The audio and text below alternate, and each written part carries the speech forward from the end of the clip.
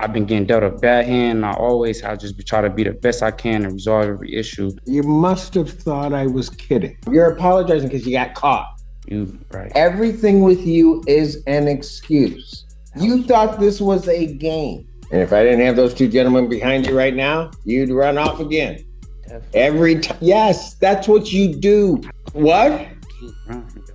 You can't run? I can't run. Never. I know, because you kept running before. I've tried with you, and you've done nothing. And your way doesn't work. So now we're going to do it my way. And it's just going to be hard. This is to be one of the most entitled, stubborn brats you'll ever see in front of a judge. His original charge: reckless driving with real victims who ended up hurt. You'd think that alone would scare someone straight. But no, he actually got probation and still blew it off. Multiple violations, zero accountability, and he flat out refused to turn himself in. Until now. Picked up on a warrant, dragged back into court, and face-to-face with Judge Simpson, who absolutely does not hold back. Watching this unfold, I can't find a shred of remorse in him. What about you guys? Do you see any at all? Or is he just playing stubborn all the way down? Let's dive in. Good morning, Your Honor. D'Amico Cummings for the record. Please declare on behalf of probation. Your Honor, Mr. Cummings is before the court for a violation of probation hearing. Mr. Cummings did have a prior VOP hearing on June 12th.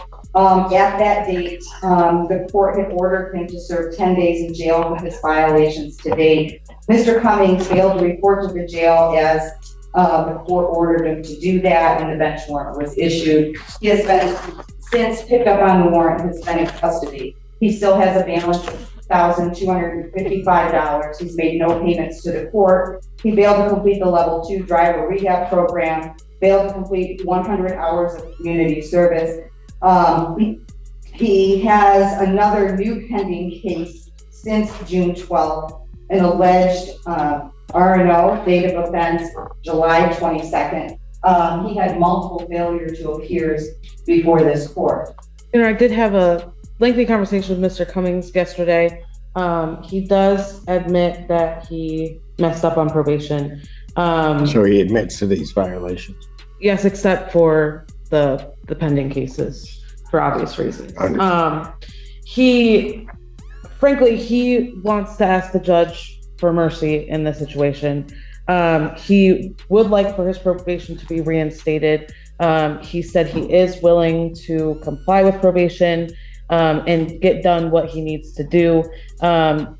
However, he does want to take responsibility for not doing what he needs to do over the past couple months. So when I asked him what's been going on, he kind of gave me a litany of things. He cares for his 5-year-old son, who is going to kindergarten in the fall. He also has a baby on the way. His partner to the 14th, but really the baby can come any day. Those two things, as well as his job, he's working Amazon night shift, 40 hours a week, essentially distracted him from taking care of what he needs to do on this probation. He does live with his mother and his partner, as well as his children, so he does have a support system. He says he can make payments. He is working full-time, and he does have some savings that he can put a pretty substantial payment toward his fines and costs. He said his mom can come up and pay $1,000 before he even is released from jail.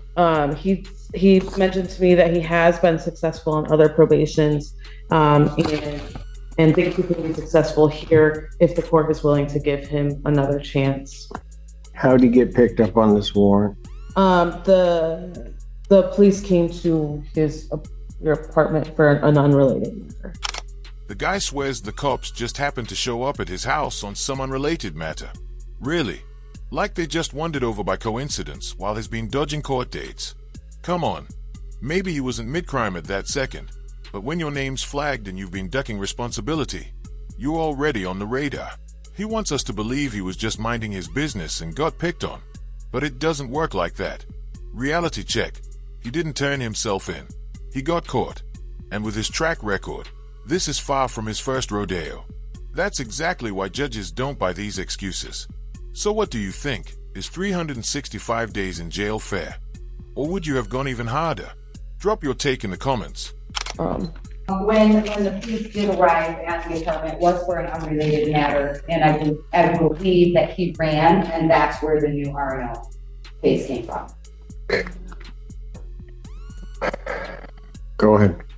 And I want to start like this and say I do got a 4-year-old about to be 5 in October, about to start school this fall. I got a daughter due any day this month. I was working a night shift at Amazon, 40 hours a week, 10 hours and 30 minutes a day.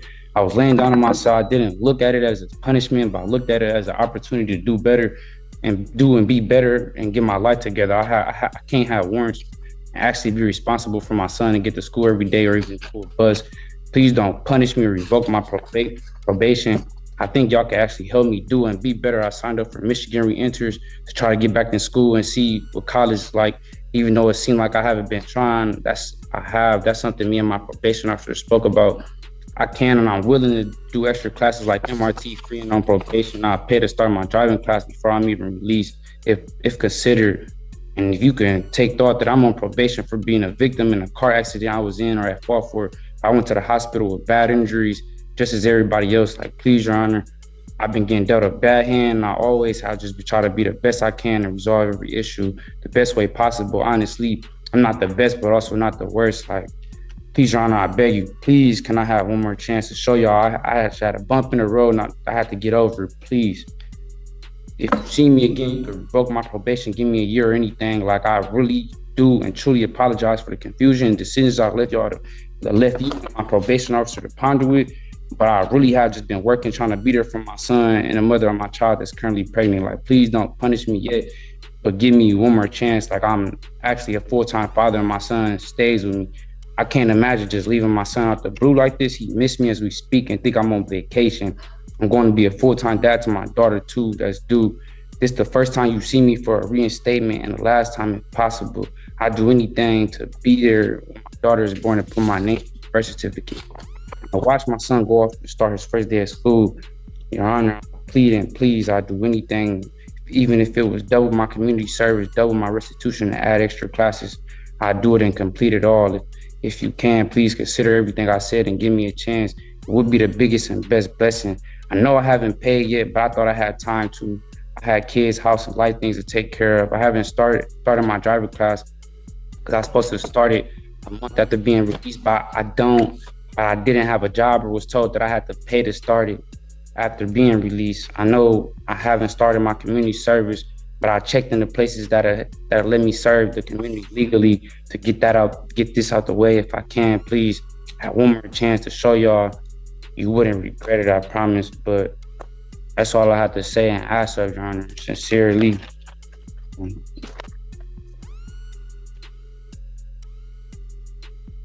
Cummings, here's my problem. On September 13th, you were set, well, before that, I think I took your plea. You were supposed to appear for sentencing. Actually, I didn't take your plea. Looks like it was taken by another judge. But anyway, you were supposed to appear for sentencing. You were supposed to do a PSI with the probation department. This was back in September 2023. And you don't do any of that. And I have to issue a bench warrant. Somehow or another, it looks like that may have gotten set aside in January. And then I adjourn your sentencing January 9th. We had to somehow or another find you from September to January. You show up on January 24th and they give you a sentence. Relatively straightforward sentence. You were in custody at the time.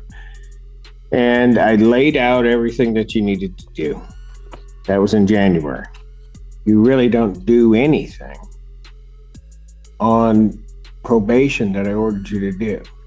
So then you show up June 12th of this year on a violation of probation hearing. And at that time, and I think you were on Zoom, you were out. We told you the things that you were supposed to do or hadn't done and try to get corrected. And at that point, I kind of just sent a warning shot to you and told you, you got to do these things. And I ordered you and ordered only 10 days. And Miss Polaro's trying to work with you too. I mean, we didn't order you served the full time. We said, here are the things you haven't done. You need to get them accomplished. So I ordered 10 days in jail, gave you a specific day to report to probation on June 24th, 2024. Did you go? I was in warrant status. I don't think I could have. Oh, you could have. You're right. This guy has one of the worst victim complexes I've ever seen. He caused the crash, hurt people, and still claims probation was too harsh. That alone shows where his head's at. Sitting in court, he downplays everything like it's just a misunderstanding. People were injured, but to him, it's no big deal. He wants sympathy without taking a shred of responsibility. The scary part, I don't think he even believes he did anything wrong. He sees himself as the victim here, not the danger he is to others. What do you think? Did he learn anything at all? Or is he just waiting for the next chance to mess it up again? The 10 days, because you were on Zoom, I told you exactly what I would do. I said you're to report by 6 p.m. that day, or I was going to issue a bench warrant without bond. You must have thought I was kidding. No, Your Honor. Not Then why didn't you go? I didn't make it by 6. I knew the deal could have been off the table. But I definitely was not thinking you was joking. Why did you not turn yourself in then? And I was You want me to give you another chance, please. and you did nothing. I could complete this probation. Promise. What? I can and will complete this probation, possibly, if possible. You can't. You do what you want to do. Can I speak? When did you get picked up on this one? 20, if I'm not mistaken. July 20th. Okay. So between June 12th, when I ordered you to report to the jail, and that day you got picked up, what were you doing to correct this? I was trying to work, make sure I had some money, so if I had other bonds. But I do apologize, and can I say this, Your Honor? Here's my problem. You're apologizing because you got caught. You were, if those police had not come to your door that day, I still wouldn't be seeing you. Yeah, I probably would have turned myself in still. When? That was all. In the 45 days from the time that I ordered it to the time that you got picked up, at what point were you going to turn yourself in? As soon as I had enough funds to take care of other cases that's holding me with no bonds and counties like tickets. And I was trying to be there for the mother of my child that's currently pregnant. I would have done my probation this whole time, but I had other warrants stopping me from doing my probation. I'm not going to say, yeah, I didn't. I'm not going to say I didn't turn myself in. It was other warrants, other cases that's stopping me from being best at what I can show y'all and doing my probation. I've given you an opportunity to show me. I'm coming up on a year, and guess what? What have you done? Nothing. And then you're gonna, and I try to give you at least a gentle nudge, and you still don't do anything. Nothing. You tell me one thing on this sentence that I gave you that you've done. It was my first time. Tell me one thing you did. I checked in. It was hard. I mean, I did check in, do the non-report. Why is it that you just can't say, Judge, I did nothing? I did nothing. Because I'm looking right at it. You did nothing. You're right, Your Honor. You right. Everything with you is an excuse. No excuses as a man. That's what I was taught. So I don't try to make excuses, honestly. You've made excuses since the time you first started talking. Everything that's come out of your mouth is an excuse. This isn't even an exaggeration. He says he's ready for probation, then spends the next 5 minutes proving he's not. Talks accountability, but dodges every single question. Claims he was raised to man up to consequences, yet won't even admit he violated anything. That's not accountability. That's empty talk. You can see he's more upset about getting caught than actually feeling guilty. The courtroom isn't buying it, and neither am I. He's not acting like someone who wants to change. He's acting like someone annoyed he got called out. This is what happens when soft consequences make people think they are above it all. Sad, but predictable. So what do you think? Does he deserve another shot at probation? Or is it time for that year behind bars?